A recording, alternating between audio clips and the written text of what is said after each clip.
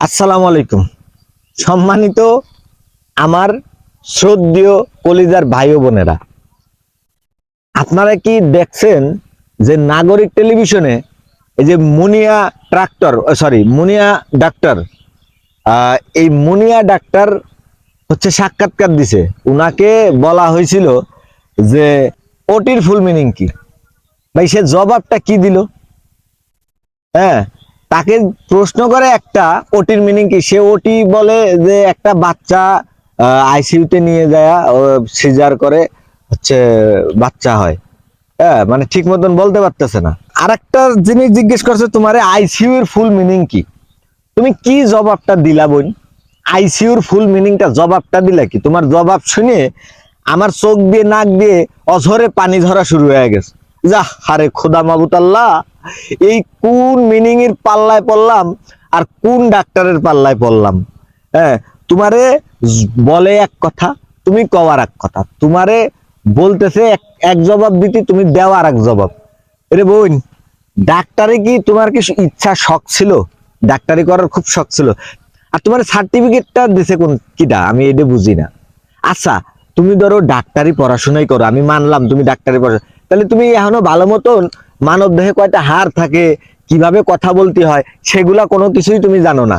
তারপরে যে তুমি একটা বান্ধবীরে তুমি নিয়ে এসো, তোমার বান্ধবীও যে ডাক্তারি পড়াশোনা করতেছে, সেই এসএসসির ফুল মিনিং কি সে সেটাও ভালো মতন বলতে পারতেছে। সে নার্ভাস হয়ে পড়তেছে, বলতেছে আমি কিন্তু নার্ভাস হয়ে পড়ছি। এটা নার্ভাসের কি আছে? তোমারে প্রশ্ন করছে, বুক ফুলিয়ে উত্তর দিয়ে দিবা। তুমি এই জায়গায় নার্ভাস হয়েছে, থরথর করে তোমার হাত পাও কাঁপতেছে। তোমাকে জিজ্ঞেস করছে তুমি কি ডাক্তারি কি পড়াশোনা করতেছো, ডাক্তারি পড়াশোনা করছো? তুমি বলছো ইয়েস, কি জোর দিয়ে বলতেছো ইয়েস। আচ্ছা, বুঝলাম। তাইলে তুমি ডাক্তার, তোমারে কে পুলিশ নিয়ে যাবে? তুমি ডাক্তার, তুমি কোনো কিছুই জানো না, কারণটা কি? তুমি আবার গণমাধ্যমে মানুষ এটা বুঝাইতেইছো তুমি একজন ডাক্তার, তুমি জেনুইনই একটা ডাক্তার। এ ভাই, তোমার এই কথাবার্তা শোনার পরে আমার মনে হয় যতগুলো মনে করো যে আমার বাড়ির গরু ছাগল আছে যারা পালি আমরা, আর যতগুলো মনে করো যে ছোট ছোট এই যে কাফি ভাইয়ের যে কুকুরগুলা আছে, সেগুলার চিকিৎসার জন্য তারা যাবে কিনা আমার একটু সন্দেহ আছে। ঠিক আছে, তুমি ভাই কোনো চেম্বার খুলো না, কারণ তোমার কথার ঢাইসে বোঝা হয়ে গেছে তুমি কোন পর্যায়ের, কোন লেভেলের এমবিবিএস সুপারস্টার। মানে তুমি টিকটক করতে, এটাই ভালো ছিল তোমার জন্য, তুমি টিকটক করতে ওইটাই ভালো। তুমি কেন ডাক্তারিতে আসলা? আর তোমার ওই জায়গায় বোন কেউ যাবে না। তুমি দয়া করে একটা কথা বলি, তুমি এসব বন্ধ করো।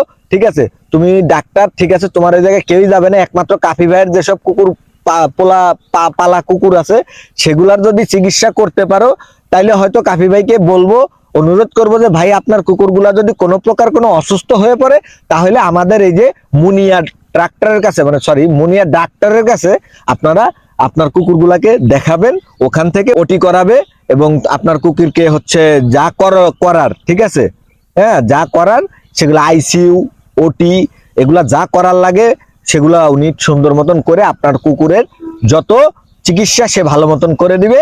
ঠিক আছে, আমরা রিকোয়েস্ট করব, অতএব তুমি কোনো মানুষের চিকিৎসার জন্য এগিয়ে আইসো না।